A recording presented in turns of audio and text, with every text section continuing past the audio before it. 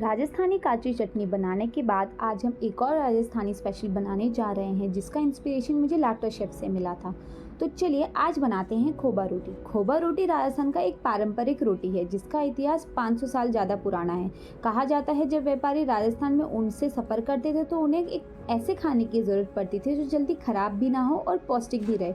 इसी वजह से खोबा रोटी को बनाया जाने लगा। जोधपुर में तो इसे चुटकी रोटी भी कहा जाता है। इसके लिए रोटी को थोड़ा मोटी बनाएं और तवे पर एक तरफ से हल्का सा सेक लें और पलट दें। अब उस पलटी हुई रोटी पर चिमटी से डिज़ाइन बनाएं और अच्छे से हल्की आंच पर सेक लें।